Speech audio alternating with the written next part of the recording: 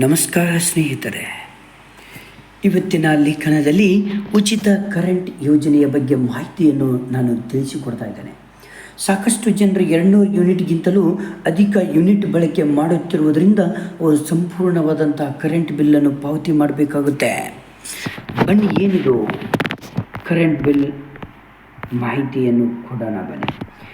ಬಿಸಿಲಿನ ಬೇರೆ ರಾಜ್ಯದಲ್ಲಿ ಹೆಚ್ಚಾಗಿರುವ ಕಾರಣದಿಂದಾಗಿ ಬಿಸಿಲಿನ ತಾಪಮಾನ ತಡೆದುಕೊಳ್ಳಲು ಪ್ರತಿಯೊಬ್ಬರು ಕೂಡ ಕಷ್ಟಪಡ್ತಾ ಇದ್ದಾರೆ.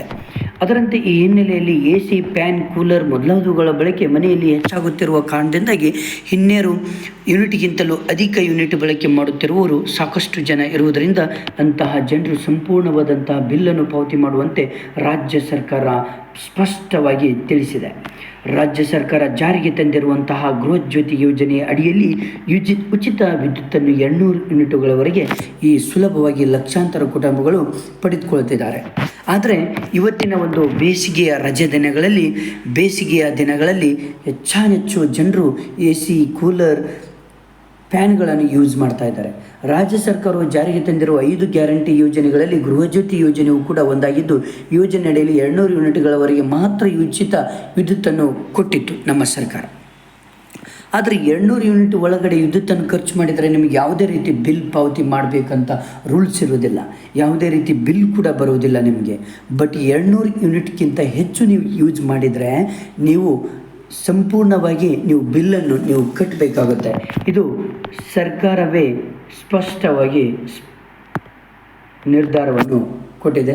ರಾಜ್ಯ ಸರ್ಕಾರ ಜಾರಿಗೆ ತಂದಿರುವ ಇಲ್ಲಿ ಮುಖ್ಯವಾಗಿ ಯಾವುದೇ ಕಾರಣಕ್ಕೂ ನೀವು 200 ಯೂನಿಟ್ಗಿಂತಲೂ ಮೇಲೆ ಯಾವುದೇ ಕಾರಣಕ್ಕೂ ನೀವೇನು ಮಾಡಬಾರ್ದು, ಕರೆಂಟನ್ನು ಯೂಸ್ ಮಾಡಲಿಕ್ಕೆ ಹೋಗಬೇಡಿ.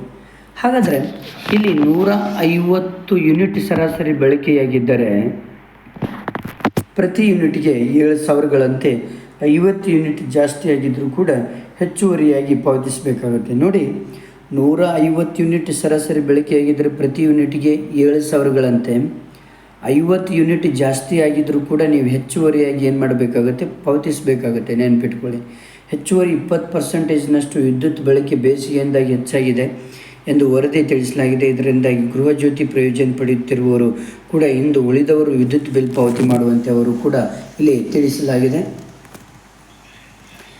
ಹೀಗೆ ಕರ್ನಾಟಕ ಸರ್ಕಾರವು ಜಾರಿಗೆ ತಂದಿರುವ ಉಚಿತ ವಿದ್ಯುತ್ ನೀಡುವ ಗೃಹಜ್ಯೋತಿ ಯೋಜನೆ ಅಡಿಯಲ್ಲಿ 200 ಯೂನಿಟ್ಗಿಂತಲೂ ಹೆಚ್ಚಿನ ಯೂನಿಟನ್ನು ಬಳಕೆ ಮಾಡ್ತಾ ಇದ್ದರೆ ಅವರು ಹೆಚ್ಚಿನ ವಿದ್ಯುತ್ ಬಳಕೆ ಮಾಡಿರುವುದಕ್ಕೆ ಮಾತ್ರ ಹಣವನ್ನು ಪಾವತಿ ಮಾಡುವುದಲ್ಲದೆ ಸಂಪೂರ್ಣವಾದಂಥ ವಿದ್ಯುತ್ ಬಿಲ್ಲನ್ನು ಕೂಡ ಮೊತ್ತವನ್ನು ಪಾವತಿ ಮಾಡಬೇಕಾಗುತ್ತೆ. ನೆನಪಿಟ್ಕೊಳ್ರಿ, 200 ಯೂನಿಟ್ಗಿಂತ ನೀವು 50 ಯೂನಿಟ್ ಜಾಸ್ತಿ ಮಾಡಿದರೆ 50 ಯೂನಿಟ್ ಮಾತ್ರ ನೀವು ಕಟ್ಟಬೇಕಾಗಿಲ್ಲ ಬಿಲ್, ಯಾಕಂದರೆ ಸಂಪೂರ್ಣವಾಗಿ 250 ಯೂನಿಟ್ದು ಕಟ್ಟಬೇಕಾಗುತ್ತೆ. ಹಾಗಾಗಿ 200 ಯೂನಿಟ್ ಒಳಗಡೆ ಮಾತ್ರ ನೀವು ಏನು ಮಾಡಿ ಕರೆಂಟನ್ನು ಯೂಸ್ ಮಾಡಿಕೊಳ್ಳ್ರಿ, ನಿಮ್ಗೆ ಯಾವುದೇ ರೀತಿ ತೊಂದರೆ ಆಗೋದಿಲ್ಲ. Okay, thank you friends, thank you.